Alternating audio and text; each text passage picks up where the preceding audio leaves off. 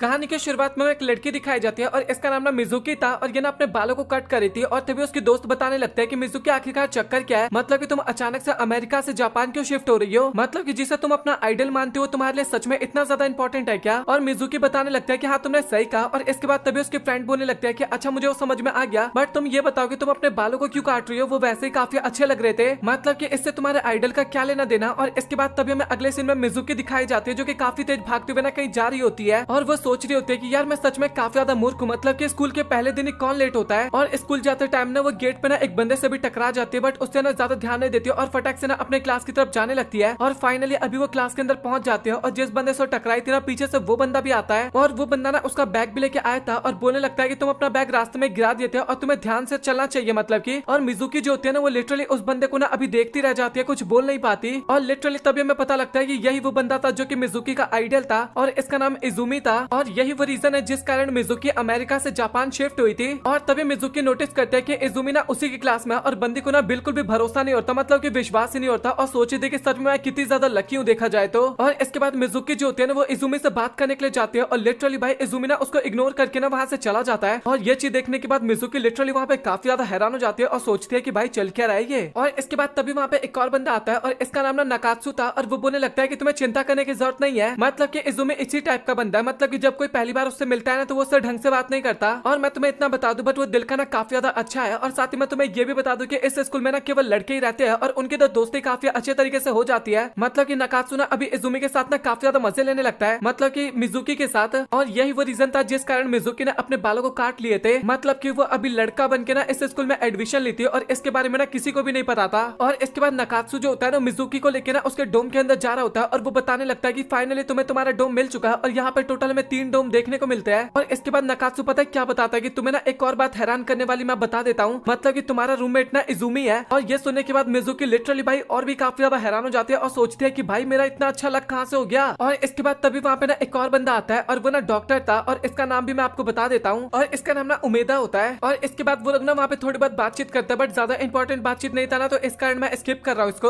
और अभी finally Mizuki ना अपने रूम में जाती है, मतलब कि जहाँ पे इजुमी भी था और लिटरली वो ना इजुमी को अपने सामने देख के ना बिल्कुल भी भरोसा नहीं कर पा रही थी, मतलब कि उसको एक तरह से यकीन ही नहीं होता कि उसका रूम पार्टनर इजुमी है। और इसके बाद मिजुकी बताने लगता है कि मैं ना तुम्हारी काफी बड़ी फैन हूँ, मतलब कि इजुमी को बता रही होती है, मतलब कि तुम जो लॉन्ग जंप करते हो ना मुझे काफी ज्यादा कमाल का लगता है, हाई जंप। और इजुमी बताने लगता है कि अभी तुम्हें मेरा फैन होने की जरूरत नहीं है, मतलब कि अभी से मैं जंप नहीं कर पाऊंगा। और मिजुकी बोलने लगता है कि आखिर तुम मजाक क्यों कर रहे हो, मतलब कि तुम्हें पता है कि मैं काफी बड़ी फैन हूँ उसके बाद भी तुम मजे ले रहे हो। और इजुमी भी बोलने लगता है कि मैं तुमसे मजाक नहीं कर रहा, मतलब कि मैं सच में अब गेम नहीं खेलने वाला। और अभी मिजुकी ना लिटरली काफी ज्यादा हैरान हो जाती है, मतलब कि वो अपने आइडल से मिलना चाहती थी बट अभी उसको पता लग रहा है कि उसके आइडल ने गेम छोड़ दिया। और लिटरली भाई अभी मिजुकी ना काफी ज्यादा सीरियस हो गई थी और यहाँ तक कि वो तो इजुमी का कॉलर भी पकड़ लेती है और उसको समझाने लगती है। और इजुमी बोलने लगता है कि तुम अपना लिमिट क्रॉस नहीं करी, मतलब कि तुम्हें ये सारी हरकतें नहीं करनी चाहिए मेरे हिसाब से, मतलब कि देखा जाए तो मेरी मर्जी है ना, मतलब कि मुझे गेम खेला है तो मैं खेलूंगा और नहीं खेला तो मैं नहीं खेलूंगा, उसमें तुम्हारा क्या जा रहा है। और इसके बाद इजुमी ना चुपचाप उस कमरे से ना बाहर चला जाता है और मिजुकी का तो दिल काफी गंदी तरीके से टूट गया था और वो सोच रही थी कि आखिरकार इजुमी के दिल में चल क्या रहा है, मतलब कि आखिरकार उसने गेम क्यों छोड़ा। और इसके अगले सीन में ना वो खाना खाने के लिए बाहर जा रही होती है और बाहर जा रही होती है ना तभी उसको ना एक और लड़का मिलता है वहाँ पे और इस बंदे का नाम ना नानवा था और ये ना डोम का एक तरह से देखभाल करता था और वो ना उसके बारे में बताने लगता है, मतलब कि डोम के बारे में सारी चीजें बताने लगता है। और वो बताने लगता है कि मुझे ऐसा लगता है कि तुम्हें ना फटाक से पहले खाना खा लेना चाहिए, मतलब कि तुम वेट बिल्कुल भी मत करना और टाइम भी मत लगाना क्योंकि खाना ना काफी जल्दी खत्म हो जाता है और उसके बाद तुम्हें नहीं मिलेगा कुछ भी। और इसके बाद तभी वो ना एक बंदे से टकरा जाती है वहाँ पे और वो बंदा ना काफी ज्यादा गुस्सा हो जाता है, उसको ऐसा लगता है कि मिजुकी ना उसका स्पॉटलाइट खाने की कोशिश कर रही है। और वहाँ पे ना मिजुकी को कुछ भी समझ में नहीं आता और नानवा जो होता है वो इसके बाद दिखाने लगता है, मतलब कि वॉल पे ना काफी ज्यादा मिजुकी की पिक्चर्स थी और साथ ही उस पिंक हेयर वाले बंदे की भी ना काफी ज्यादा इमेजेस थी, मतलब कि एक तरह से फन वे में लगाया गया था वहाँ पे। और वो ना ये भी बता देता है कि तुम्हें ना डरने की जरूरत नहीं है, मतलब कि ये बंदे लोग ना तुम्हें परेशान बिल्कुल भी नहीं करना चाहते बट ये लोग ना बस ऐसे ही फन वे में ये सब काम कर रहे हैं, मतलब कि थोड़ा एंटरटेनमेंट के तौर पे। और मिजुकी बताने लगता है कि अच्छा ठीक है, मतलब कि मैं समझ गई। और इसके बाद वो ना वहाँ से जाने लगते हैं खाना खाने के लिए बट तभी रास्ते में ना उसको नकात्सु ना अगेन दिख जाता है और नकात्सु बताने लगता है कि भाई तू आखिरकार उसके साथ क्या कर रहा था, मतलब कि काफी बेकार बंदा है, मतलब कि नानवा के बारे में बता रहा होता है। और नानवा भी बताने लगता है कि भाई तू पागल वागल है क्या, मुझे लड़कों में कोई इंटरेस्ट नहीं है तो अपने औकात में रहकर थोड़ा। इसके बाद तभी मिजुकी को ना इजुमी दिखाई देता है और इसके बाद ना वो उसके पास जाने लगती है और इजुमी के पास ना एक डॉग था। फनी बात मैं बता दूं इस डॉग की, मतलब कि ये डॉग ना केवल लड़कियों के पास जाया करता था, मतलब कि डॉग ना काफी ज्यादा ठरकी था और ये ना किसी भी लड़के के पास नहीं जाता था, इकलौता एक मिजुकी के पास ही जाता था। और इसके पीछे का रीजन तो आपको काफी अच्छे तरीके से पता है, मतलब कि डॉग ना मिजुकी को काफी ज्यादा पसंद करने लगा था। और इसके बाद इजुमी हमें दिखाया जाता है जो कि वहाँ पे सो रखा था और मिजुकी बताने लगती है कि सच में तुम ना काफी बड़े मूर्ख हो, मतलब कि आखिरकार तुमने गेम खेलना क्यों छोड़ दिया और तुम्हें पता है कि वो मेरे लिए कितना ज्यादा इंपॉर्टेंट था। और इसके बाद तभी अचानक से इजुमी ना मिजुकी के ऊपर गिर जाता है, मतलब कि पहले तो सर रखता है उसके ऊपर, फिर गलती से ना पूरा नीचे गिर जाता है और हमें पता लगता है कि वो ना गलती से नहीं गिरा था और जानबूझ के भी नहीं गिरा था भाई, उस डॉग ने किया था सारी हरकतें, मतलब कि डॉग ने गिरा दिया था। और तभी इजुमी की ना आंखें भी खुल जाती है और ये देख के ना बंदा काफी ज्यादा हैरान हो जाता है, मतलब कि वो लड़कों के साथ तो ये सब चीजें बिल्कुल भी नहीं करना चाहेगा। और मिजुकी भी बताने लगता है कि इसमें मेरी गलती बिल्कुल भी नहीं थी भाई, मतलब कि डॉग ने किया, डॉग ने तुम्हें धक्का दिया था मेरे ऊपर। और इजुमी को ना अभी सब कुछ समझ में आ जाता है और वो बताने लगता है कि वैसे तुम आखिरकार यहाँ पे कर क्या रहे हो। और मिजुकी बताने लगता है कि बस मैं तो यहाँ पे ऐसे ही घूम रही थी और तभी मैंने देखा कि तुम यहाँ पे सो रखे हो और मुझे लगा कि तुम्हें ठंड ना लगे, तो इस कारण आके मैं यहाँ पे बैठ गया। और इजुमी ना ये सारी बातें सुनने के बाद ना काफी ज्यादा हंसने लगता है और मिजुकी को भी ना काफी ज्यादा अच्छा लगता है, मतलब कि वो ये सोच रहे थे कि जिसको काफी ज्यादा पसंद करती है अभी वो उसके सामने बैठी हुई है और अभी ना उसको काफी अच्छा लग रहा था। बट वो ये सोची जा रही थी कि आखिरकार इजुमी ने गेम को क्यों छोड़ दिया आखिरकार, मतलब कि वो सोच रही होती है कि मुझे ना इसके बारे में पता लगाना होगा।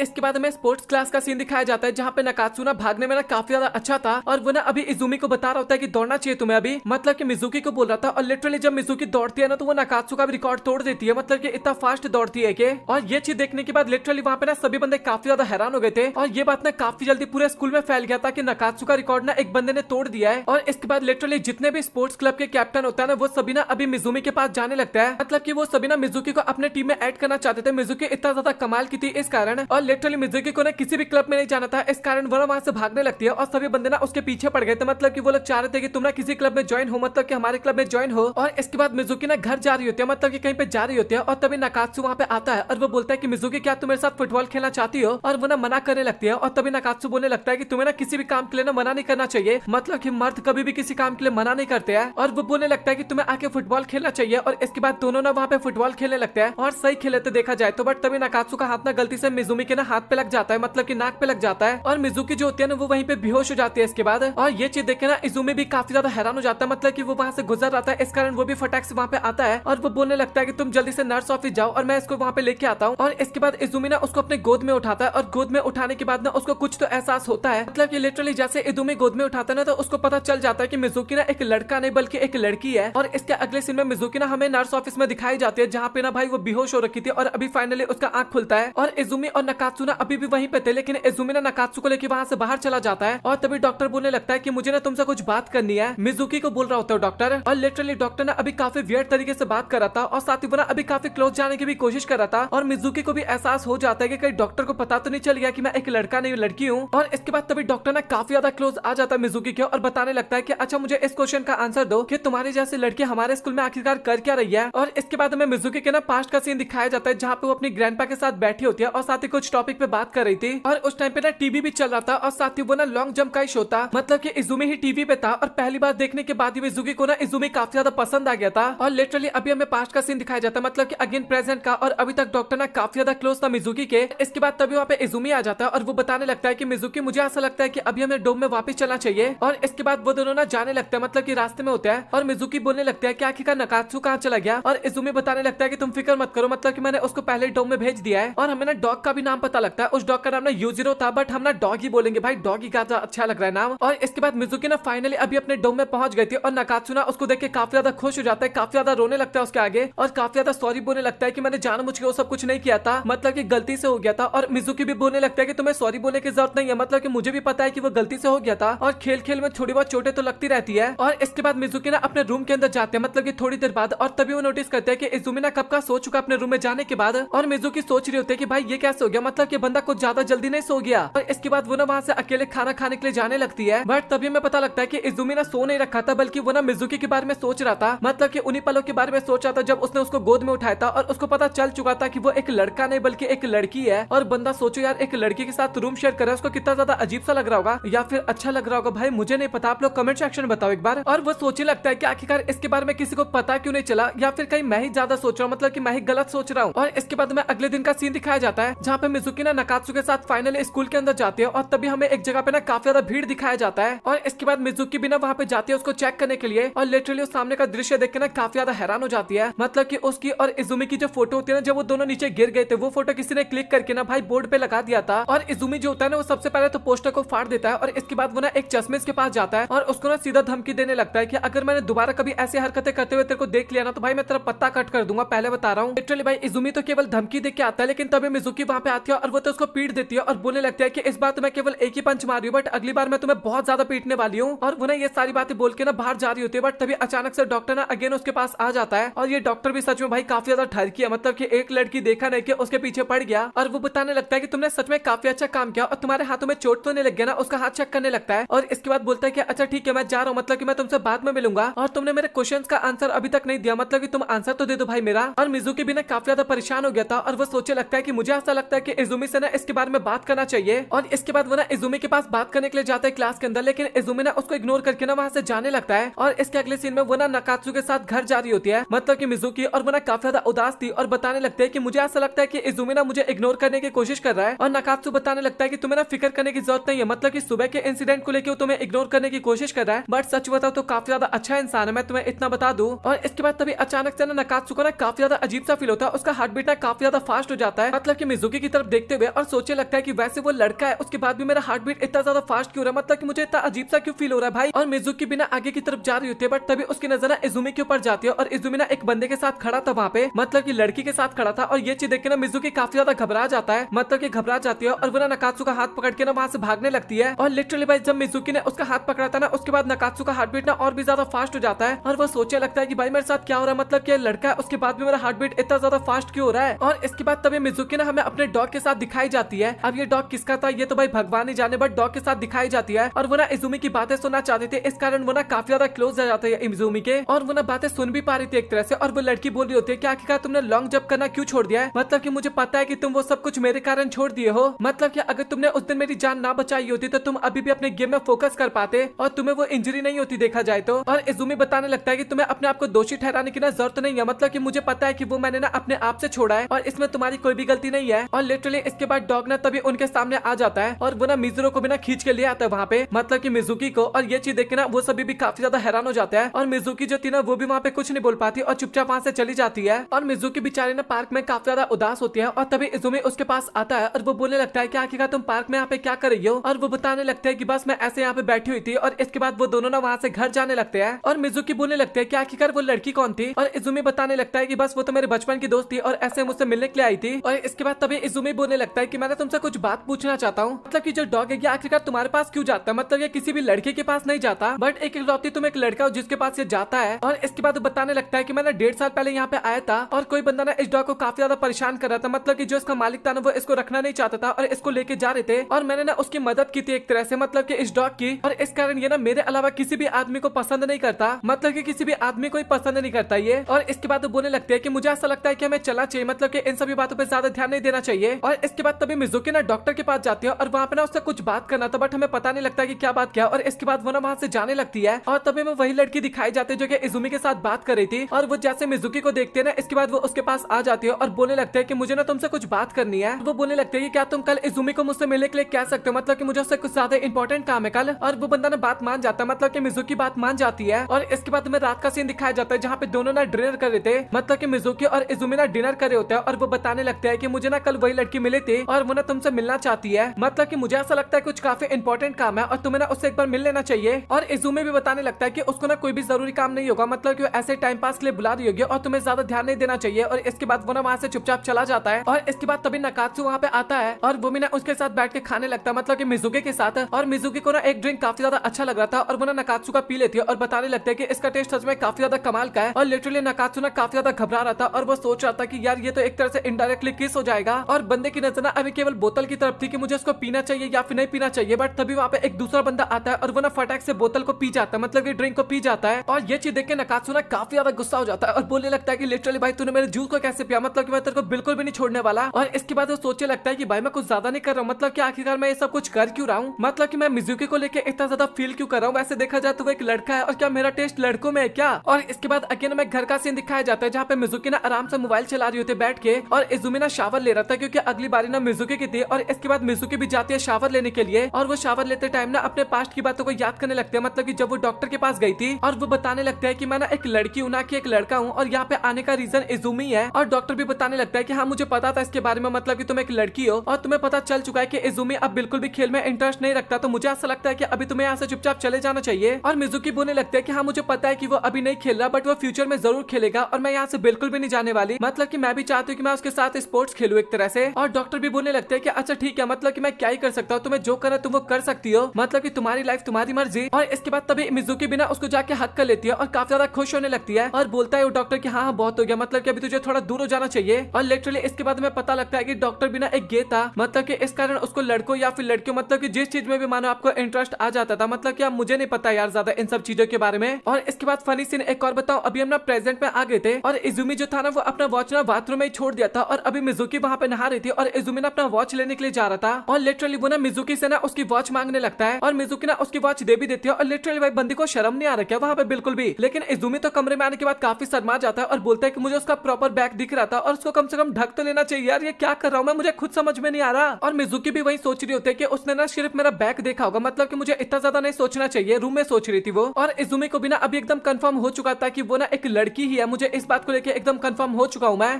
इसके बाद हमें नकात्सु का सीन दिखाया जाता है और बंदा ना काफी ज्यादा परेशान हो रहा था और वो ना अपने पास्ट की बातों को याद कर रहा था। यहाँ पे इजुमी से पूछता है कि आखिरकार मिजुकी कहाँ पे है और इजुमी बताता है कि वो शावर ले रहा है। और ये सारी बातें सोच के ना प्रेजेंट में बंदा काफी शर्मा रहा था और सोच रहा होता है कि एक लड़का जब शावर ले रहा है तो इसको लेकर मैं इतना ज्यादा एक्साइटेड क्यों हो रहा हूँ। और लिटरली वो ना इमेजिन करने लगता है वो सारी चीजें और इसके बाद सोचने लगता है कि भाई मैं पागल हूँ क्या, मुझे लड़कियां पसंद है, आखिरकार मैं क्या सोच रहा हूँ। इसके बाद हमें क्लास का सीन दिखाया जाता है जहाँ पे टीचर ना तीनों के ऊपर काफी ज्यादा चिल्ला रहे होते हैं, बताने लगता है कि क्लास में तुम लोग सोने के लिए आते हो क्या। और इसके बाद सभी लोग ना सीट बैठते हैं और टीचर ना पढ़ाना स्टार्ट करते हैं और हमें पता लगता है कि तीनों ना वहाँ पे सो रहे थे, पूरी रात ये सभी लोग सोए नहीं थे ना, तो इस कारण भाई क्लास में ही सोने लगते हैं सभी। और ये सब चीज देख के ना टीचर काफी ज्यादा गुस्सा हो जाते हैं और क्लास के बाद ना सभी बंदे ना आपस में ना एक दूसरे के साथ मजे ले रहे थे, मतलब कि नकात के मजे लेते वहाँ पे सभी लोग। और मिजुकी जो होती है ना वो इसके बाद तभी नकात्सु से पूछने लगता है कि तुम्हें कोई प्रॉब्लम है क्या। और नकात्सु जैसे मिजुमी को देखते हैं ना इसके बाद बंदा अगेन काफी ज्यादा शर्माने लगता है और बिल्कुल भी कंट्रोल नहीं कर पाता और फटाक से वहाँ से भाग जाता है। और बाकी सभी लोग भी सोचने लगता है कि भाई आखिरकार इसको क्या हो गया, ये क्या हरकतें कर रहा है। और वही नकात्सु सोच रहा होता है कि तुम ना इस तरीके से अपनी नशीली आंखों से मुझे मत देखा करो, मतलब कि मैं पागल हो जाऊंगा। और इसके बाद सब लोग ना लंच करने के लिए जा रहे थे लेकिन आशिया ना दूसरी तरफ को जाने लगती है और बताते हैं कि मैं ब्रेड खरीदने जा रही हूँ। और वो ना बाथरूम से निकलती है और बताने लगते हैं कि सच बताओ तो अभी लड़की होने का मुझे काफी ज्यादा पछतावा हो रहा है। और अभी ना वो मेडिकल रूम में जाने लगती है पेन किलर लेने के लिए। आशिया जो होती है ना वो अभी घर को जा रही होती है और बंदी ना काफी ज्यादा परेशान थी। और तभी में पास्ट का सीन दिखाया जाता है जहाँ पे डॉक्टर बताने लगता है कि तुम्हारा पहला दिन ही जब इतना ज्यादा हालत खराब कर देने वाला हो गया तो आखिरकार तुम आगे इसको कैसे हैंडल करोगी। और आशिया सोच रही होती है कि चलो बढ़िया है कि टीचर को सब कुछ पता है, मतलब कि डॉक्टर को, और वो मेरी मदद कर रहा है। और इसके बाद तभी आशिया ना घर की तरफ जा रही थी और तभी मीका वहाँ पे मिल जाती है उसे और आशिया बताने लगता है कि मैंने तुम्हारी इन्फॉर्मेशन दे दिया था इजुमी को एक तरह से। और मीशा बताने लगता है कि मैंने यहाँ पे तुमसे मिलने के लिए आई हूँ। और लिटरली वो वहाँ पे बताने लगता है कि तुम ना थोड़ा इजुमी के ना दूर रहा करो, मतलब कि मैं कुछ ज्यादा ही नोटिस करती हूँ कि तुम ना उसके साथ चिपके रहते हो और मैं बस ये चाहती हूँ कि वो ना हाई जंप फिर से स्टार्ट करे और तुम जैसे बेकार इंसान है उसके रास्ते में आ रहे हैं। और आशिया बताने लगता है कि मैं भी यही चाहता हूँ कि वो अपना गेम स्टार्ट करे, लेकिन मीशा ना उसको बिल्कुल भी नहीं बोलने देती और बोलते हैं कि तुम इजुमी को बिल्कुल भी नहीं जानते, ये वो असली इजुमी है ही नहीं। और आशिया बताने लगता है कि तुम उसकी दोस्त हो लेकिन उसके बाद भी तुम्हें उसके बारे में कुछ नहीं पता, मतलब कि केवल हाई जंप ही उसके लिए लाइफ नहीं है या फिर जीतना ही उसकी लाइफ नहीं है। और मुझे पता है कि उसने अपना गेम खेलना छोड़ दिया है। और इसके बाद वो मन में सोचने लगता है कि बट फिर भी मैं चाहती हूँ कि वन अपना गेम फिर से खेलना स्टार्ट करे, बट अभी पहले जैसा बिल्कुल भी नहीं हो सकता, मुझे इस लड़की से कोई भी फर्क नहीं पड़ता, बस मैं ये चाहता हूँ कि इजुमी अपना हाई जंप करना अगेन स्टार्ट कर दे। और लिटरली भाई इसके बाद मीका जो होती है ना वो थप्पड़ मारने के लिए जा रही है आशिया को और तभी बीच में ना इजुमी आ जाता है और वो बोलने लगता है कि तुम्हें ये सब करने की जरूरत नहीं है। और मीका बताने लगता है कि बस मैं सब तुम्हारे लिए कर रही हूँ। और इजुमी बताने लगता है कि मैंने तुम्हें कुछ बोला नहीं ये सब कुछ करने के लिए। और वो बताने लगता है कि मैंने हाई जंप इसलिए छोड़ा क्योंकि मैं काफी ज्यादा दबाव में आ जाता हूँ और ये बात तुम्हें काफी अच्छे तरीके से पता है और तुम ना इसके ऊपर अपना भड़ास बिल्कुल भी मत उतारो और साथ ही यहाँ पे आने की भी कोशिश मत करना इसके बाद। और तुम अभी ऐसे रिएक्ट करने की कोशिश कर रही हो जैसे कि तुम मेरी मैनेजर हो। और इसके बाद वो ना आशिया को वहाँ से लेके ना चला जाता है और तभी आशिया भी ना फटाक से अपना हाथ छुड़वा लेती है इजुमी से और बोलने लगता है कि आखिरकार तुम उससे कैसे बात कर रहे हो। और इजुमी बोलने लगता है कि मैं तो तुम्हारी मदद कर रहा था ना। और आशिया बोलने लगता है कि वो तुम्हारा इतना ध्यान रखती है बट उसके बाद भी तुम उससे इतने बदतमीजी तरीके से बात कर रहे हो। और इजुमी बिना वहाँ पे कुछ नहीं बोलता और चुपचाप वहाँ से चला जाता है। और इसके बाद तभी आशिया ना घर की तरफ जा रही थी लेकिन तभी उसको एक बंदा बुलाता है और साथ ही उसको उसका पार्सल दे देता है। और कुछ बंदे बोलने लगते हैं कि ये यूएसए से आए ना। और आशिया बोलते हैं कि हाँ तुमने सही कहा। और वो बोलता है कि क्या हम भी तुम्हें ज्वाइन कर सकते हैं। और वो दोनों बिना अभी आशिया के साथ जाने लगते हैं। और इसके बाद तभी हमें सुइची दिखाया जाता है जो कि आशिया के घर के पास ना खड़ा था और कुछ सोच रहा था। और तभी आशिया बोलने लगता है कि आखिरकार तुम यहाँ पे क्या कर रहे हो। सुइची बताने लगता है कि मेरी मदर ने कुछ मिठाइयाँ भेजा था तो मैंने सोचा कि तुम्हें भी दे दूं। और ये चीज देख के ना आशिया भी काफी ज्यादा खुश हो जाती है और बताने लगती है कि तो सच में काफी टेस्टी लग रहा है। और उसको खुद देख के ना भाई सुइची भी ना काफी ज्यादा ब्लश करने लगता है वहाँ पे। और इसके बाद सभी बंदे ना सुइची की मिठाइयाँ खाते हैं और वो ना ज्यादा कुछ अच्छा नहीं लगता। और इसके बाद तभी आशिया ना अपना पैकेट ओपन करती है और भाई बाकी लौंडे जो होते हैं ना वो तो एकदम टूट पड़ते हैं उसके पैकेट पे। और वो चीजें सभी को तो काफी अच्छा लगता है। और आशा सोच रही होती है कि मैं तो डर गई थी कुछ ऐसा निकल जाता है इसमें जिस कारण मेरा पोल खुल जाता तो काफी प्रॉब्लम की बात होती। और इसके बाद तभी आशा की फ्रेंड की ना पिक्चर्स वहाँ पे मिलती है। उस लड़की का नाम जूलिया था और आशिया बताने लगता है कि सच में काफी सुंदर है ना। और उसको देखने के बाद भाई पता नहीं क्यों अचानक से स्विची बोलने लगता है कि तुम्हारे गर्लफ्रेंड तो नहीं है ना। और आशिया बताने लगता है कि नहीं नहीं बस ये मेरी बचपन की फ्रेंड है। और स्विची भी सोचने लगता है कि भाई मैं ऐसा रिएक्ट क्यों कर रहा हूँ, मतलब कि मेरी गर्लफ्रेंड थोड़ी ना है। और इसके बाद तभी वो बंदे लोग ना और भी पैकेट को खोलने लगते हैं और तभी आशिया को ना वहाँ पे एक लेटर मिलता है और लेटर पढ़ने के बाद बंदी काफी डर जाती है और वो ना एक पैकेज खोलने के लिए ना मना करने लगती है और लिटरली बंदे लोग खोल देते हैं और उसके अंदर ना एक लड़की वाला ड्रेस होता है। और आशिया बिना डर के मारे बताने लगता है कि सच में मेरा भाई ना काफी ज्यादा मजाक किया, उसने फिर से मेरे साथ प्रैंक कर दिया। और तभी क्लास के अंदर ना इजुमी आ जाता है, मतलब कि घर के अंदर, और बाकी बंदे ना उससे बात करने की कोशिश करते हैं लेकिन इजुमी ना किसी को भाव नहीं देता और चुपचाप कमरे से चला भी जाता है। ये चीज देख के ना बाकी बंदे भी काफी हैरान होता है और सोचते हैं कि सच में भाई इस बंदे में ना काफी एटीट्यूड है। और आशिया जो होती है ना बेचारी काफी ज्यादा उदास होती है वहाँ पे। और जो आशिया होती है ना वो अभी जूलिया से ना बात कर रही होती है और जूलिया बताने लगता है कि सच में तुम ना काफी ज्यादा अच्छी हो, तुम अपने प्रिंस चार्मिंग से मिलने के लिए वहां तक गई हो और ये रास्ता काफी ज्यादा डिफिकल्ट होने वाला है बट तुम्हें हार बिल्कुल भी नहीं मानना। और आशिया भी बताने लगता है कि हाँ तुमने सही कहा, मतलब कि हार तो नहीं मानूंगी मैं। और इसी तरीके से दोनों थोड़ी बात बातचीत करते हैं और तभी वो फोन कट कर देती है। और आशिया भी सोचने लगता है कि अगर मेरे और इजुमी के बीच में सब कुछ ठीक नहीं हुआ ना तो यहाँ पे रहने का कुछ फायदा ही नहीं है, मतलब कि मुझे सब कुछ एकदम ठीक करना होगा। और वो सोचने लगता है कि अभी मुझे सबसे पहले इजुमी का ना अच्छा दोस्त बनना है और तभी उसका दिन अच्छा होता है, मतलब कि उसी टाइम पे इजुमी आ जाता है और आशिया ना उसके साथ बात करने की कोशिश करती है बट इजुमी ना उसको इग्नोर करके ना चुपचाप सोने के लिए चला जाता है। और इसके बाद लिटरली अगले दिन क्लास में ना भाई पूरे टाइम ना इजुमी का पीछा कर रही होती है आशिया एक तरह से, मतलब कि हर जगह पे उसके पास जाती है और उससे ना बात करने की कोशिश करती है लेकिन इजुमी ना हर जगह उसको इग्नोर करने की कोशिश कर रहा था। और बाकी सभी लोग भी सोचने लगता है कि आखिरकार आशिया को क्या हो गया, मतलब कि इजुमी में इतना ज्यादा चेप होने की कोशिश क्यों कर रहा है। और वो दोनों बात करने लगता है कि मुझे ऐसा लगता है कि उनके बीच में ना सबको ठीक कर लेना चाहिए। और तभी स्विची बोलने लगता है कि तुम क्या कह रहे हो कि मतलब कि उन दोनों की लड़ाई हो गई है और इसी कारण इजुमी इतना मुंह फुला के रखा है क्या। और सच बताओ तो मुझे इसके बारे में तो कुछ पता ही नहीं था भाई। और लिटरली इसके बाद स्विची ना काफी तेज भागते हुए जाने लगता है और बोलता है कि आशिया मुझे माफ करना, मतलब कि मैं तुम्हारा सच्चा दोस्त हूं बट इसके बाद भी मैं तुम्हारी प्रॉब्लम को बिल्कुल भी नहीं समझ पाया। और इसके बाद तभी अचानक से हमें वही कैमरा वाला बंदा दिखाया जाता है और वो बताने लगता है कि आशिया और इजुमी मैं तुम दोनों से अपना बदला लेके रहूंगा, मतलब कि तुमने मुझे काफी गुस्सा दिला दिया है। और इसके बाद तभी एक बंदा ना उसके सर पे मार के वहां से जाने लगता है और तभी बंदा अगेन बोलने लगता है कि भाई मैं ना तुझसे भी बदला ले लूंगा, मतलब कि तू काफी ज्यादा स्मार्ट लगता है इस कारण मैं तेरे से बदला लूंगा। और इसके बाद तभी नानवा की नजर ना आशिया के ऊपर जाता है और वो सोचने लगता है कि काश ये ना लड़के की जगह एक लड़की होती तो ये मेरी गर्लफ्रेंड होती फ्यूचर में। और तभी डॉक्टर वहाँ पे आ जाता है और वो बोलने लगता है कि कहीं तुम्हारी नजर आशिया के ऊपर तो नहीं है ना। और वो बंदा बोलने लगता है कि अंकल आप मेरे से ना इस तरीके से बात मत करिए। इसके बाद तभी नानवा बताने लगता है कि मेरी मदर ने मुझे कुछ कहा था और डॉक्टर बताने लगता है कि उस चुड़ैल का तो नाम मेरे सामने लेना ही मत। और तभी मैं पता लगता है कि भाई वो डॉक्टर की ना बहन है, मतलब कि नानवा एक तरह से उसका भांजा होगा। और नानवा बताने लगता है कि मदर ने आपके लिए कुछ भेजा था जो कि मेरे कमरे में है और मैं आराम से आपको दे दूंगा। इसके बाद आशिया ना मैं घर पे दिखाया जाता है जो कि सोच रहा था कि 5 दिन हो गए लेकिन अभी तक हमारे बीच में सब कुछ ठीक नहीं हुआ। और वो अगेन इजुमी से ना वहाँ पे बात करने की कोशिश करता है, मतलब कि खाने चले क्या, बट वो ना इग्नोर करता है। और वो बताने लगता है कि हम तो अभी ऐसे लड़ रहे जैसे कि हम नए कपल हो एक तरह से, मतलब कि शादीशुदा कपल है। और इसके बाद तभी इजुमी ना उसके ऊपर काफी ज्यादा गुस्सा होने लगता है और बोलता है कि सच में तुमने ना हद पार कर दिया है और तुम्हें नहीं पता कि आखिरकार मैंने मीका पे उस टाइम पे क्यों चिल्लाया था, मतलब कि थोड़ा तो दिमाग का इस्तेमाल कर लो। और इसके बाद चुपचाप वहाँ से चला जाता है। और इसके बाद आशिया भी ना वहाँ पे बैठ के ना उदास होने लगती है और सोचती है कि बस मैं तो सब कुछ ठीक करना चाहती थी।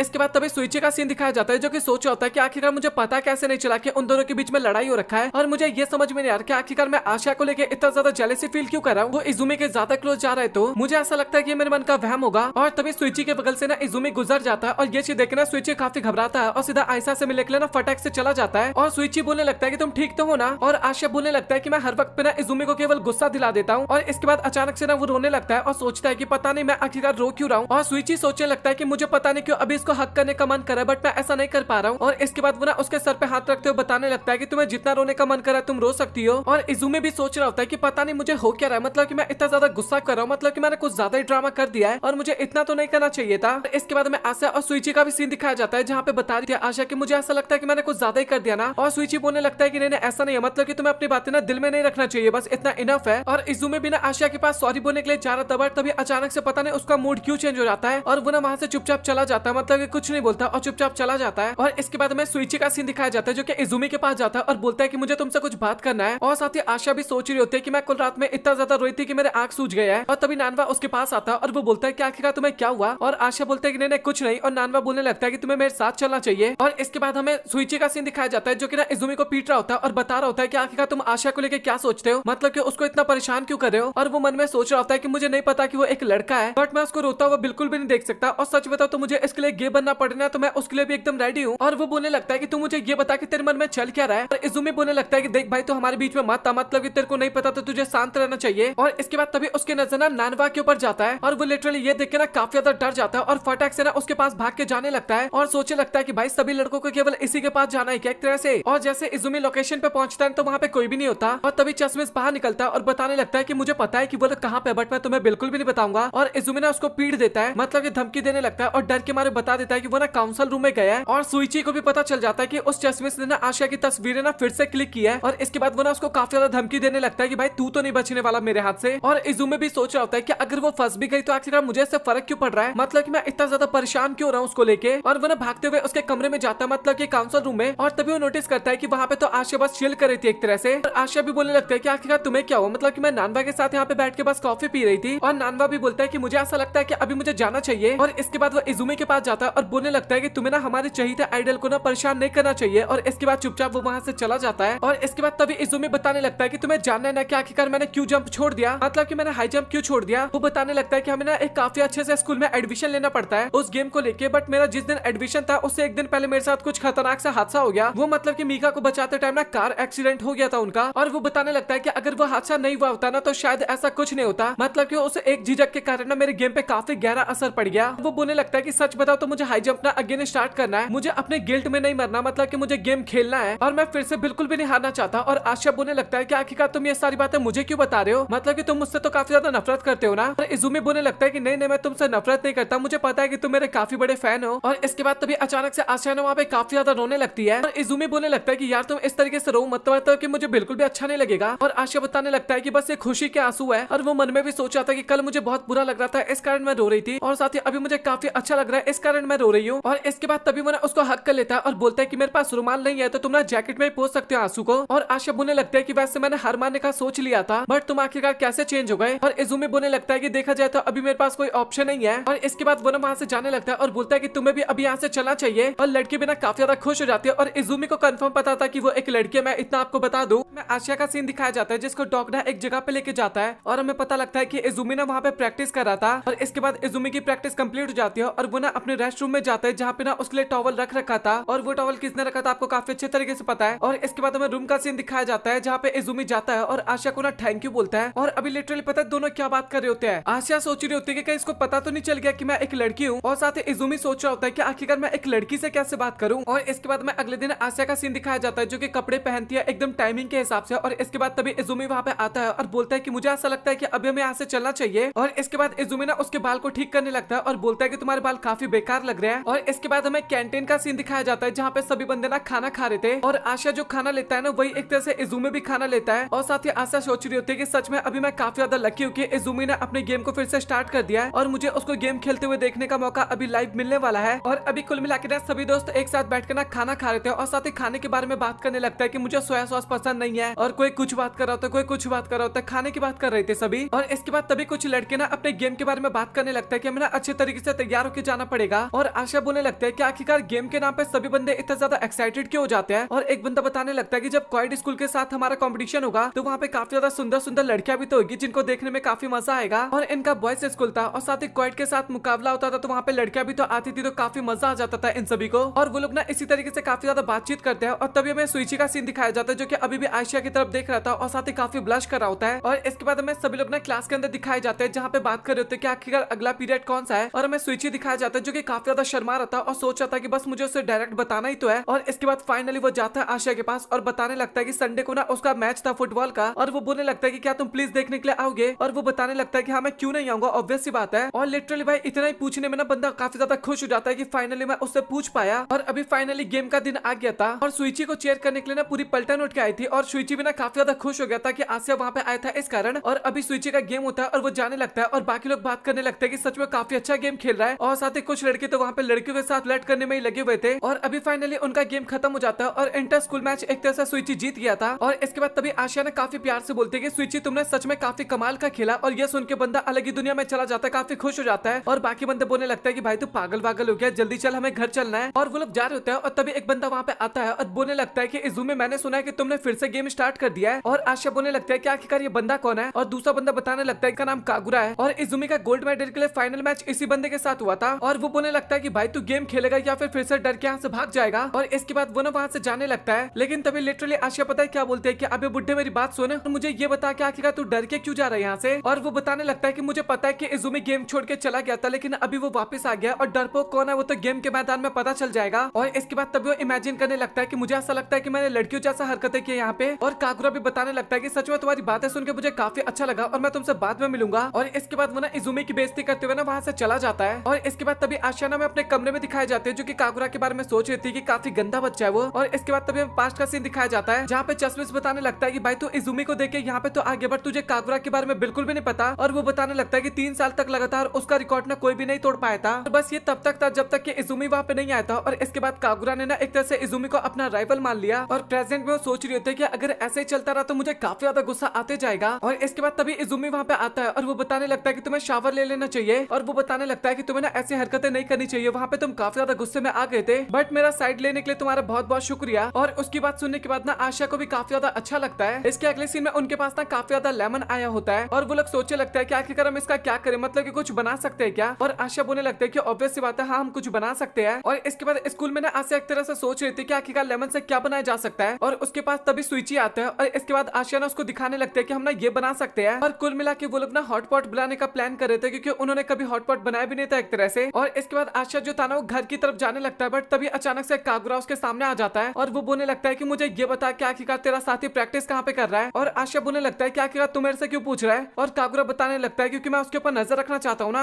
आशा बताने लगता है कि तुझे क्यों लगता है कि मैं तुझे बता दूंगा इसके बारे में। और इसके बाद आशा ना उसका मजाक उड़ाने लगता है एक तरह से। और इसके बाद कागुरा ना आशा को अपने गोद में उठा लेता है और उसको ना इजुमी के पास लेके जाने लगता है। और अभी हमें इजुमी भी दिखाया जाता है जो कि अपनी प्रैक्टिस कर रहा था। और तभी अचानक से वहाँ पे कागुरा आशा को लेके आ जाता है और कागुरा बताने लगता है कि सच में भाई ये लड़का ना काफी ज्यादा कमजोर सा फील हो रहा है, मुझे एकदम लड़की की तरह लग रहा था ये। और इजुमी भी बताने लगता है कि भाई मुझे ऐसा लगता है कि तुझे ना उसको नीचे रख देना चाहिए। और कागुरा बोलने लगता है कि भाई तू इतना गुस्सा क्यों हो रहा है। और इसके बाद वो जैसे आशा को नीचे उतारता है तो लिटरली आशा ना एक थप्पड़ लगा देती है उसको। और ये चीज देख के ना कागुरा को भी काफी गुस्सा आता है और वो भी ना अभी आशा को मारने के लिए जा रहा था, लेकिन तभी इजुमी बीच में आ जाता है और इजुमी बताने लगता है कि तुझे ना इससे थोड़ा दूर रहना चाहिए। और कागुरा पता है क्या बोलता है कि हाँ भाई मुझे पता है कि लड़का काफी ज्यादा सुंदर है और थोड़ा दिल बहलाने के लिए इसको मेरे पास भी भेज दियो। और ये सुन के भाई इजुमी ना और भी काफी ज्यादा गुस्सा हो जाता है और लिटरली भाई अभी ऐसा फील हो रहा था ना दोनों के बीच में लड़ाई झगड़ा स्टार्ट होने वाला है। दोनों एक जगह कॉलर पकड़ लेते हैं और कागुरा कहने लगता है कि भाई तू कुछ भी कर ले बट इस बार तो मैं तुझे बिल्कुल भी नहीं जीतने दूंगा और तू तो मेरे साथ बैटल भी नहीं कर सकता एक तरह से देखा जाए तो। और आशा ने वहाँ पे और भी कुछ कहने वाला था, लेकिन तभी इजुमी ना उसका मुंह दबा देता और उसको कुछ भी नहीं बोलने देता। और इसके बाद लिटरली आशा ने भाई काफी ज्यादा गाली बकने लगता है कि तू एक लोमड़ी है, तू बुढ़ा है और तेरी हरकतें ना एकदम लोमड़ी जैसी है। और कागुरा भी सोचता है कि भाई आखिरकार लड़कियों की तरह हरकतें क्यों कर रहा है। और आशा ना अभी काफी ज्यादा डर गया था, उसको ऐसा लग रहा था कि इजुमी तो उसका पत्ता कट कर देगा। बट वो जैसे इजुमी की तरफ देखता है ना तो बंदा काफी ज्यादा हंस रहा था, आशा की गाली सुन के एक तरह से काफी ज्यादा हंस रहा था। और इसके बाद वो बताने लगता है कि मुझे ऐसा लगता है कि हमें ना अपने घर चलना चाहिए। और अभी ना लंच खा रहे होते हैं वो सभी और सभी लोग ना अभी भी काफी ज्यादा हैरान थे और सोच रहे थे कि आखिरकार इजुमी इतना हंस क्यों रहा है, मतलब कि हमने इसको इतना ज्यादा खुश कभी भी नहीं देखा। और अभी वो दोनों ना अपने घर पे होते हैं जहाँ पे इजुमी बताने लगता है कि वो ना बात लेने के लिए जा रहा है और वो ना इसके बाद बात लेने चला जाता है। और साथ ही आशा बताने लगता है कि अभी वो ना डॉग को खाना देने जा रही है और इजुमी ना हमें नहाता हुआ भी दिखाई देता है और वो ना उस टाइम पे कुछ सोच रहा होता है। और इसके बाद आशा ना इजुमी के बारे में बताने लगता है कि मैं तुम्हें बताती हूँ कि आखिरकार मैं यहाँ पे क्यों आई थी। और वो बताते हैं कि 3 साल पहले की बात है जब मैंने इजुमी को पहली बार टीवी पे देखा था और उसने इतना प्यार से जंप किया कि मुझे काफी ज्यादा अच्छा लगा। और उसी टाइम पे मेरी दोस्त के साथ ना मेरा लड़ाई भी हो गया था और जब भी मैं इजुमी को बेस्ट करते हुए देखती थी ना तो मेरा भी मन करता था कि मैं अपना बेस्ट दूं। और सच बताओ तो मैं हार बिल्कुल भी नहीं मान सकती थी और जो उस टाइम पे मेरी फ्रेंड थी ना वो अभी मेरी काफी अच्छी बेस्ट फ्रेंड है। और ये सब कुछ करने के पीछे ना इजुमी का हाथ था, अगर वो नहीं होता मेरे साथ तो शायद मैं कुछ ना कर पाती। और वो मेरे ताकत का एक तरह से जरिया है। और हमें पता लगता है कि इजुमी भी ये सारी बातें सुन रहा था और तभी इजुमी ना वहाँ पे आ जाता है और बताने लगता है कि आखिरकार तुम दोनों क्या एंजॉय कर रहे हो। और वो बताने लगता है कि अभी ना काफी ज्यादा ठंड है और तुम्हें ना अच्छे कपड़े पहन लेना चाहिए। और इसके बाद वो ना आशा को बताने लगता है कि कल तुम ना मेरे साथ चलना, मैं तुम्हें अपना हाई जंप दिखाऊंगा। और ये सुनकर ना आशा को भी काफी अच्छा लगता है। और इसके बाद हमें कल का सीन दिखाया जाता है और वो बताने लगता है कि अभी तुम्हें देखना चाहिए कि आखिरकार मैं किस तरीके से जंप करता हूँ। और इसके बाद वो एक बार जंप करता है जो कि उससे नहीं होता, फिर उसके बाद 2 बार करता है, 3 बार करता है, 4 बार करता है, लगातार काफी बार करते रहता है बट उससे बिल्कुल भी नहीं होता। और ये सारी चीजें आशा से नहीं देखा जाता और वो ना इसके बाद उसको रुकने के लिए बोलती है। और इजुमी भी सोचने लगता है कि वो इतना ईजा जंप अभी बिल्कुल भी नहीं कर पा रहा। और आशा बताने लगता है कि तुम्हें फिक्र करने की जरूरत नहीं है, मतलब कि मुझे तुम्हारे पर भरोसा है कि तुम ये ना काफी आसानी से कर सकते हो। और इजुमी बताने लगता है कि तुम्हें ना इस तरीके का हरकतें नहीं करना चाहिए एक हाई स्कूल में होने के बाद। और ये सब कुछ मैं तुम्हारे कारण नहीं कर रहा हूँ, मतलब कि तुम्हें मुझे इतना ज्यादा मोटिवेट किया था जिस कारण मैं अभी जंप करना अगेन स्टार्ट कर रहा हूँ। और आशा सोचते है कि इसका कहना सही है बट मुझे ना इसका सॉल्यूशन ढूंढना होगा। और इसके बाद वो ना डॉक्टर के पास चला जाती है और डॉक्टर बताने लगता है कि ना उसके दिमाग का प्रॉब्लम हो सकता है। देखा जाए तो उसका फिजिकल चोट तो ठीक हो चुका है लेकिन वो मेंटली अभी तक पूरी तरीके से ठीक नहीं हुआ और वो ना अपने आप को होल्ड बैक करने की कोशिश कर रहा है। हमारा शरीर और दिमाग ना एक तरह से जुड़े होते हैं और आशा को ना उसकी बातें बिल्कुल भी समझ में नहीं आता और इसके बाद डॉक्टर के पास कोई ऑप्शन नहीं रह जाता और इसके बाद लिटरली वो ना काफी वियर्ड से हरकतें करने लगता है और आसिया बोलने लगता है कि यहाँ पे इतना डिफिकल्ट सिचुएशन चल रहा है और आपको मजाक लगाई क्या। और डॉक्टर बताने लगता है कि तुम ना कुछ ज्यादा अपना दिमाग दौड़ा रही हो और मैं तुम्हें इतना बता दूं कि हर किसी को ना अपने प्रॉब्लम का सामना ना अपने आप ही करना होता है, बट सच बताओ तो उसको किसी ना किसी की जरूरत है और तुम्हारे पास काफी अच्छा मौका है। और आशा बताने लगता है कि मुझे ऐसा नहीं लगता है कि मैं ये कर पाऊंगी और डॉक्टर बोलने लगता है कि तुम उसके लिए जो भी कर सकते हो ना तुम्हें करना चाहिए। और आशा ने वहां से जाने लगती है और सोचती है कि आखिरकार मैं उसके लिए क्या कर सकती हूँ। और आशा ने यही सारी बातें सोचते सोचते ना जा रही होती है और तभी वो ना स्विची से टकरा जाती है और स्विची के हाथ में ना काफी ज्यादा सामान था और आशा पूछने लगती है कि आखिरकार ये सब क्या है। और स्विची बताने लगता है कि ये हमारे हॉटपॉट्स का सामान है और वो बोलने लगता है कि तुम्हें ना धीरे बोलना चाहिए, मैं नहीं चाहता कि किसी को इसके बारे में पता चले। और साथ ही चश्मेश वाला बंदा होता है ना वो भी काफी ज्यादा ड्रिंक्स ले आता है पीने के लिए। और कुल मिला के ना अभी सभी प्रोग्राम एक तरह से सेट हो गया था, जितने भी चीज की जरूरत थी उन्होंने सारी जल ले आया था। और इसके बाद में कमरे का सीन खाया जाता है जहाँ पे सभी लोग बैठ के ना हॉटपॉट बना रहे होते हैं और वो लोग ना काफी ज्यादा एक्साइटेड थे और लिटरली भाई सब कुछ ना उसके अंदर मिलाए जा रहे थे। और साथ ही अभी फाइनली हॉटपॉट बनकर एकदम रेडी हो गया था और देखने में तो ठीक ठाक ही लग रहा था। और एक तरह से ना उन सभी को खुद ही भरोसा नहीं था कि वो लोग अच्छा हॉटपॉट बना पाएंगे, बट लेमन के साथ उन्होंने काफी कमाल का एक्सपेरिमेंट कर दिया एक तरह से। और अभी मैं एक फनी बात आपको बता देता हूँ, उन लोगों ने ना एक जूस लेके आया था पर्पल कलर की बोतल वाला और वो जूस ना इजुमे पी लेता है एक तरह से। और वो पीने के बाद ना वहां से जाने लगता है, उसको थोड़ा अजीब सा लगने लगता है। और अगर आपको याद हो तो लास्ट एपिसोड में डॉक्टर की बहन ने उसके लिए गिफ्ट भेजा था और वो जूस ना उसी का गिफ्ट था, मतलब कि वो डॉक्टर का जूस था एक तरह से, बट उसको इजुमी ने पी लिया था और अभी उसकी हालत ना काफी ज्यादा खराब होने लगा था। और बाकी लोग सोचने लगते हैं कि आखिरकार इजुमी को इतना टाइम कैसा लग रहा है। और तभी आशा ना उसको देखने के लिए जाने लगती है और वो ना इजुमी को एक जगह पे बैठी हुई देखती है और फटक से उसके पास जाती है और बोलने लगता है कि तुम ठीक तो हो ना, और मुझे ऐसा लगता है कि तुम्हारी हालत काफी ज्यादा खराब हो गई है। और इस बात तभी नानवा ना उन सभी के पास आ जाता है जहाँ पे हॉटपॉट पार्टी चल रहा था और उसका ध्यान ना एक तरह से ड्रिंक के ऊपर जाता है और ड्रिंक का बोतल खुला हुआ था और ये चीज देख के बंदा काफी ज्यादा हैरान हो जाता है। और इसके बाद अगेन में इजुमी का सीन दिखाया जाता है जो कि अचानक से ना अभी आशा के ना काफी ज्यादा क्लोज जाने लगता है और लिटरली भाई इसके अगले सीन में ना वो उसको किस कर लेता है। हाँ भाई लिटरली वो ना उसको किस करता है अगले सीन में।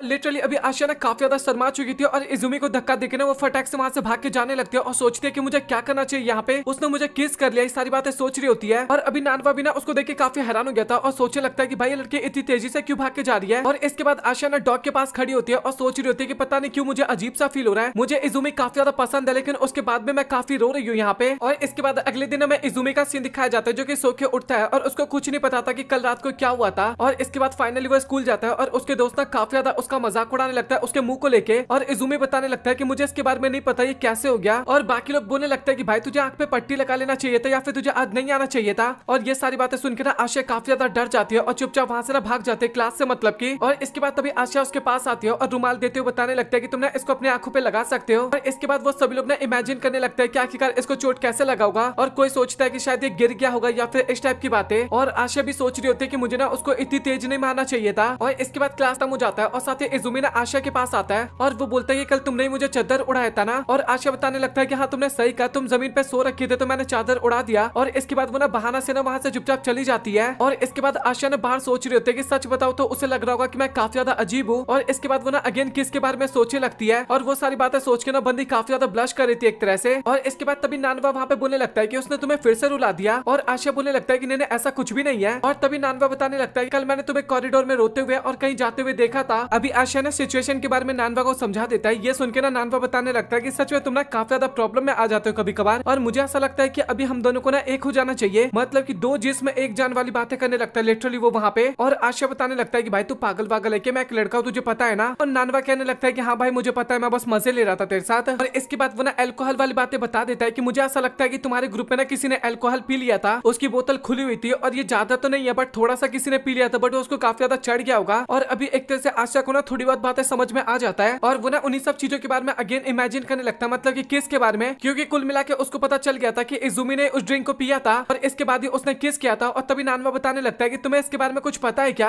आशा बोलने लगता है कि भाई तू पागल पागल है, मुझे इसके बारे में कैसे पता रहेगा। और इसके बाद तभी नानवा ना आशा को कुछ खाने के लिए देता है और इसके बाद तभी लिटरली डॉक्टर का सीन दिखाया जाता है और वो सोच रहा होता है कि भाई आखिरकार मेरा भांजा क्या करने की कोशिश कर रहा है। और वो लिटरली बता रहा होता है कि आशा तुम्हें ना थोड़ा संभल के रहना चाहिए, मतलब कि बंदा इतना ठीक नहीं है। और इसके बाद तभी अचानक से एक मिस्टीरियस सीरियस सा भी बंदा दिखाया जाता है जो कि उन्हें देख रहा होता है। और इसके बाद आशिया ना घर जा रही होती है और सोच रही होती है कि मेरे डैड के दोस्त भी ना एक तरह से अल्कोहल पी के ना लोगों को किस करता है और इजुमे भी क्या उसी की तरह है। और इसके बाद तभी वो ना अपना ड्रॉर ओपन करते हैं और उसके अंदर से ना काफी ज्यादा बेल्स बाहर निकलते हैं और तभी वहाँ पे सुइची भी आ जाता है उसी टाइम पे। और इसके बाद तभी उन्हें ना वहाँ पे एक नोट दिखाई देता है जिसके अंदर लिखा हुआ था कि आई किल यू। और ये चीज देखने के बाद ना सभी लोग वहाँ पे काफी हैरान हो जाते हैं, मतलब कि दोनों। और वो सारी चीजें देख के ना बंदे काफी ज्यादा हैरान होते हैं और तभी इजुमी वहाँ पे आ जाता है और बताने लगता है कि तुम्हें ना इन सभी चीजों के बारे में ना ज्यादा नहीं सोचना चाहिए। और वही दूसरी तरफ सुइची तो काफी ज्यादा परेशान हो रहा था और बताने लगता है कि तुम्हें ना इस बात पे विचार करना चाहिए, कोई तुम्हें धमकी देना चाह रहा है। और आशिया बताने लगता है कि तुम लोग मेरी फिक्र मत करो, मैं घर जा रहा हूँ और साथ ही तुम दोनों अभी प्रैक्टिस करने जाओ। और इसके बाद तभी आशिया घर जाने लगती है और सोचती है कि वैसे देखा जाए तो मैं एक लड़का हूँ और मैं इस तरीके से डर नहीं सकता। और इसके बाद तभी सुइची दिखाया जाता है जो कि इजुमी से पूछा था कि तुम आशिया को परेशान तो नहीं करते ना ज्यादा। और तभी टेनिस टीम के बंदे वहाँ पे आ जाते हैं और वो सभी ना अभी तक आशिया को ढूंढ रहे थे अपनी टीम में लेने के लिए, बट वो दोनों ना उसको इग्नोर करके ना वहाँ से चले जाते हैं। इसके बाद तभी में आशिया का सीन दिखाया जाता है और वो ना इन्हीं सब चीजों के बारे में सोच रही थी कि कोई मुझसे ना नफरत करता है और शायद इस कारण ये सब कुछ होगा। और वो ना इजुमी की बातों को सोचने लगता है कि तुम्हें इन सब चीजों पे ना ज्यादा ध्यान नहीं देना चाहिए। और वो भी बताने लगता है कि हाँ सही बात है, मतलब कि मुझे अभी इजुमी के ऊपर ज्यादा ध्यान देना चाहिए। बट तभी वहाँ पे इजुमी आ जाता है और बोलता है कि आखिर तुम क्या कह रही थी। और आशिया ना बातों को टालते हुए बताने लगता है कि तुम्हारे गाल पे अभी भी दर्द हो रहा है क्या। और इजुमी बताने लगता है कि हाँ टच करने पर दर्द हो रहा है, वैसे ठीक है। और ये सुनकर ना आशिया को भी काफी अच्छा लगता है और वो बताने लगता है कि सच बताओ तो मुझे अभी भी ना उसको देखने में काफी ज्यादा अजीब सा लग रहा है, बट सच बताओ तो चीजें इस तरीके से तो नहीं होना चाहिए ना। इसके बाद वो बताने लगता है कि इजुमी मुझे ऐसा लगता है कि तुम्हें जल्दी से कपड़े चेंज कर लेना चाहिए, अभी हमें खाने चलना है। और बंदी ना अंदर ही अंदर काफी ज्यादा खुश थी क्योंकि उसकी फर्स्ट किस ना एक तरह से जिसे वो काफी पसंद करती है उसके साथ हुआ था। और इसके बाद तभी अचानक से आशिया ने वहाँ पे काफी ज्यादा शर्मा जाती है और ये चीज देख के ना इजुमी काफी हैरान हो जाता है और उससे बोलने लगता है कि तुम्हें कुछ हुआ है क्या। और इसके बाद तभी आशिया बताती है कि ये चीज तो मैं भूल ही गई थी कि सच में ये तो मेरे लाइफ की सबसे पहले किस है देखा जाए तो। और इसके बाद में अगले दिन स्कूल का सीन दिखाया जाता है और अभी काफी ज्यादा बंदे थे ड्रॉर के सामने। आशिया ड्रॉर को ओपन करने वाली थी और आज वहाँ पे नोट तो बिल्कुल भी नहीं था, लेकिन उसके जूते जो थे ना वो गीले हो गए थे। और ये चीज देख के ना बाकी सभी बंदे काफी हैरान होते हैं और सोचते हैं कि भाई आखिरकार ये बंदा कर कौन रहा है ये सारी चीजें। और सुइची अगेन वहाँ पे काफी ज्यादा परेशान होने लगता है और सोचता है कि आखिरकार ये कौन हो सकता है। और आशिया बताने लगता है कि तुम्हें परेशान होने की जरूरत नहीं है क्योंकि जूते ना काफी जल्दी सूख जाएंगे मेरे, और साथ ही मैं इन छोटी मोटी चीजों से ना इतना ज्यादा नहीं डरती। और उसको इतना मोटिवेट देख के ना बाकी बंदे भी काफी ज्यादा खुश हो जाते हैं, हैरान हो जाते हैं एक तरह से। और आशिया बताने लगता है कि जब मैं मोटिवेट रहूंगी तभी तो मैं इजुमी को एक तरह से मोटिवेट कर पाऊंगी ना। और इसके बाद अगेन वो ना उन दोनों को लेकर क्लास के अंदर चली जाती है और तभी में मिस्टीरियस सा बंदा ना अगेन दिखाया जाता है और मुझे ऐसा लगता है कि ये सब कुछ ना वही बंदा कर रहा है। और इसके बाद तभी में इजुमी का सीन दिखाया जाता है और उसके पास ना डॉक्टर आता है और वो बताने लगता है कि मुझे ऐसा लगता है कि उसके साथ कुछ गड़बड़ है और तुम उसके रूममेट हो तो तुम्हें ना उसका ध्यान रखना चाहिए। और इसके बाद तभी में बाकी लोग दिखाए जाते हैं जहाँ पे आशिया ना अपने फैमिली के बारे में बता रही होती है, कुल मिला के अपने बड़े भाई के बारे में। और उसका जो बड़ा भाई था ना वो दूसरी माँ का बेटा था एक तरह से, मैं आपको इतना बता दूं। और साथ ही वो ना डॉक्टर की पढ़ाई कराता और तभी मिस्टीरियस सा बंदा जो होता है ना पिंक वाला बंदा वो वहाँ पे आ जाता है और बताने लगता है कि तुम सच में कितने मूर्ख हो, एक तरह से तुम अभी तक अपने बड़े भाई की बात कर रहे हो। और इसके बाद तभी सुइची बोलने लगता है कि भाई तुझे ना अपनी जुबान थोड़ा बंद रखना चाहिए। और वो बंदा ना अभी सुइची का भी ना काफी ज्यादा मजाक उड़ाने लगता है इसके बाद। और सुइची बताने लगता है कि तुझे ना अभी आशा से माफी मांगना चाहिए, नहीं तो मैं तुझे बिल्कुल भी नहीं छोड़ने वाला। और इसके बाद तभी वहाँ पे नानवा आ जाता है और वो बताने लगता है कि मुझे नहीं पता कि लड़ाई की शुरुआत आखिर किसने की है, बट तुझे ना यहाँ से चले जाना चाहिए, वही मिस्टीरियस बंदे को बताने लगता है। और इसके बाद नानवा जो होता है ना वो भी वहाँ से चले जाते हैं और साथ ही अभी बाकी बंदे बात करने लगते हैं कि एक तरह से नकाओ ये काम कर सकता है। और आशा बताने लगते हैं कि नहीं मुझे नहीं लगता कि नकाओ ये सब कुछ करेगा। और बाकी बंदे भी बात करने लगते हैं कि देखा जाए तो नकाओ तुमसे वोटिंग में हार गया था और वो ऐसा कर सकता है देखा जाए तो, बट अभी भी ना आशा को अच्छा नहीं लग रहा था ऐसे किसी के ऊपर बेमतलब का इल्जाम लगाने में। और इसके बाद अगले दिन हमें स्कूल का सीन दिखाया जाता है और लिटिल बॉय उसके डेस्क पे ना अभी तो कुछ लिख दिया गया था और ये चीजें देख के ना बाकी बंदे भी ना काफी हैरान हो जाते हैं। और साथ ही आशा बताने लगता है कि इन सभी चीजों को ना मैं अपने ऊपर हावी नहीं होने दे सकती, मुझे अभी केवल इजुमी के ऊपर ध्यान देना है। और इसके बाद तभी आशा ना काफी गुस्से में बताने लगती है कि मुझे अब बिल्कुल भी सबर नहीं हो रहा और साथ ही मैं अभी पता लगाना चाहती हूँ कि आखिरकार इसके पीछे कौन है। ये सुन के ना अभी सुइची को भी ना काफी ज्यादा अच्छा लगता है और आशा बताने लगता है कि इस बार ना मैं खुद ही पता लगाऊंगी कि आखिरकार इन सभी के पीछे कौन है। इसके बाद में आशा का सीन दिखाया जाता है जो कि ना अभी सूज रैक के पास खड़ी हो रखी थी और वो ना वहाँ पे नजर रख रही थी। और तभी अचानक से ना वहाँ पे एक बंदा आ जाता है और आशा ना काफी आसानी से ना उस बंदे को पकड़ लेती है और हमें पता लगता है कि वो बंदा ना नकाओ ही होता है। और आशा बोलने लगता है कि आखिरकार तुम ये सब क्यों कर रहे थे। और इसके बाद तभी नकाओ का ना फोन गिर जाता है और उसके वॉलपेपर पे ना नानवा की फोटो लगी हुई थी और इसके बाद वो ना फोन को लेके वहाँ से जाने लगता है। और आशा को ना इससे एक तरह से समझ में आ गया था कि आखिरकार ये क्या सीन चल रहा है। और साथ ही वो ना उसको रोकती है और नानवा भी ना अभी काफी गुस्से में बोलने लगता है, मतलब कि नकाओ कि तुम ना सच में काफी बेकार स्टूडेंट हो, जब से तुम यहाँ पे आई हो ना तब से नानवा सर का ध्यान केवल तुम्हारे ऊपर है और अब तो मुझे पूरी तरीके से इग्नोर करने लग गए हैं, मतलब कि बंदा पसंद करता है एक तरह से नानवा को, मैं इतना आपको बता दूं। और वो बोलने लगता है कि मैं ऐसा ना बार बार करते रहूंगा और अगर तुम चाहो ना तो टीचर से कंप्लेन कर सकते हो। और तभी आशा बताने लगता है कि मुझे ऐसा लगता है कि हमारा दोस्त बन सकता है देखा जाए तो।